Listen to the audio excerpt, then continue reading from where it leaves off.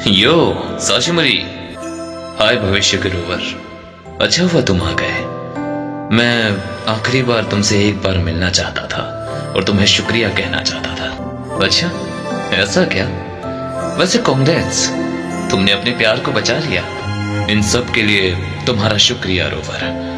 अगर तुम नहीं होते तो मैं उसे कभी नहीं बचा पाता। सच कहूं तो मैंने असल में कुछ नहीं किया है। जो किया है तुमने खुद किया है। मैंने तो बस तुम्हारे लिए एक छोटा सा रास्ता बनाया था, लेकिन तुम चले उस पर खुद हो। और सच कहूं तो ये मैंने इसलिए किया ताकि मेरी दुनिया की गॉडेस को मुक्ति मिल सके। तुम्हारी दुनिया मुक्ति? क्या मतलब है तुम्हारा? मेरे कहने का मतलब ये है कि अपनी टाइमलाइन में तुमने जिस श्राप को मारा है वो असल में मेरी दुनिया की गॉडेस की आत्मा थी, जो कि करप्ट होकर तुम्हारी टाइमलाइन में आ गई थी। प्लीज मुझे बताओ कि तुम क्या कहना चाहते हो।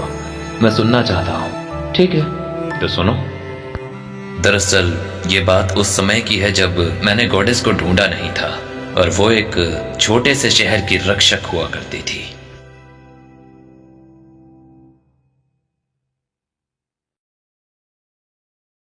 हमने ये कहानियां बहुत बार सुनी हुई है। बोरिंग। पिताजी, आप फिर से ये खेल दिखा रहे हैं? लेकिन तुम यहाँ क्यों आई हो? क्या तुम्हें फिर से वही सपने आ रहे हैं जो तुम्हें अक्सर आया करते हैं? पर तुम्हें ऐसे परेशान होने की कोई जरूरत नहीं है। इसका मतलब है कि अगर उसे अपनी याददाश्त वापस मिलने लगी है तो तुम बिल्कुल सही सोच रहे हो। उसका श्राप सक्रिय हो रहा था, लेकिन ये श्राप अभी भी अच्छे से नहीं जागा था जब तक कि वो पल नहीं आ गया। ये बात है उस समय की जब 3 बच्चे खेलते खेलते शहर के बाहर पहुंच गए थे और उस समय दिखा तबाही का पहला संकेत, एक मॉन्स्टर। शहर के बाहर उस मॉन्स्टर के दिखते ही पूरे शहर भर में अफरा तफरी मच गई, लेकिन मेरी गॉडेस ने एक रक्षक होने के नाते उन सबको बचाने का फैसला किया। मेरी गॉडेस ने अपनी तलवार के साथ उन मॉन्स्टर्स के साथ एक बहुत ही भयानक युद्ध लड़ा था, लेकिन मॉन्स्टर की तादाद ज्यादा होने की वजह से उसने अपनी दूसरी शक्ति का इस्तेमाल करने का सोचा और उस शक्ति को इस्तेमाल करते ही उसने देखा अपने आसपास वो तबाही का मंजर जो वो कभी नहीं चाहती थी। और उस भयानक तबाही के मंजर को देखने के बाद उसने उस शक्ति का इस्तेमाल बिल्कुल नहीं किया और अपनी खुद की शक्ति से उन मॉन्स्टर से जाबाजी से लड़ने लगी। और ऐसे ही एक एक करके उसने सारे मॉन्स्टर्स को धूल चटा दी। लेकिन वो क्या है ना, कभी कभी कुछ चीजें हमारे प्लान के मुताबिक कभी नहीं होती। कभी कभी जो हम चाहते हैं वो हम कभी कर ही नहीं पाते और उन शक्तियों का इस्तेमाल करने पर मजबूर हो जाते हैं जिनका हम कभी इस्तेमाल ही नहीं करना चाहते। और वैसा ही उसके साथ हुआ। एरिस, मेरी शक्तियों का इस्तेमाल करो। चलो कि इसमें कोई बुराई नहीं। अगर तुम ऐसा नहीं करोगी तो तुम उनमें से किसी को बचा नहीं सकोगी। चलोगी, इसमें कोई बुराई नहीं है।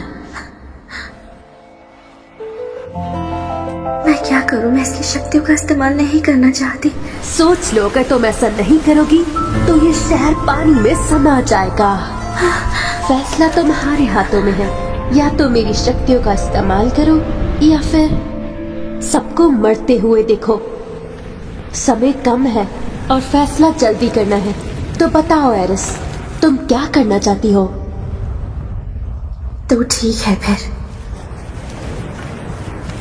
मैं तुम्हारी शक्तियां इस्तेमाल करूंगी, लेकिन मैं तुम्हें बिल्कुल भी अपने ऊपर हावी नहीं होने दूंगी। मैं मेरी गुलाम नहीं बनूंगी, बल्कि मैं तुम्हारी शक्तियों को सबके भले के लिए इस्तेमाल करूंगी। और इसी तरह मेरी गॉडेस ने उस श्राप के सामने घुटने टेकने से मना कर दिया, जिसके कारण वो उस पर हावी नहीं हो पाई। और इस कारण मेरी गॉडेस उस श्राप की शक्ति को बड़ी आसानी से इस्तेमाल कर पा रही थी। मैं तुम्हें अपने शहर को नुकसान नहीं पहुंचाने दूंगी। अपने शहर की हमेशा रक्षा करूंगी, क्योंकि वो लोग मुझ पर भरोसा करते हैं। इसीलिए मैं उनकी मुस्कान की हमेशा रक्षा करूंगी।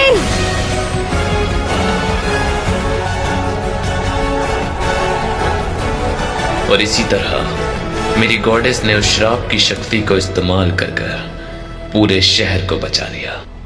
लेकिन उस खतरनाक शक्ति को देखने के बाद सारे शहर वाले मेरी गॉडेस से डरने लगे थे, और इस वजह से मेरी गॉडेस ने उस शहर को छोड़ दिया। हाँ, मैं समझ सकता हूं कि तुम जिनकी हिफाजत करो, जब वो ही तुमसे डरने लगे तो कैसा लगता है। लेकिन उसके बाद क्या हुआ? उसके बाद चलो तसल्ली से बताता हूं।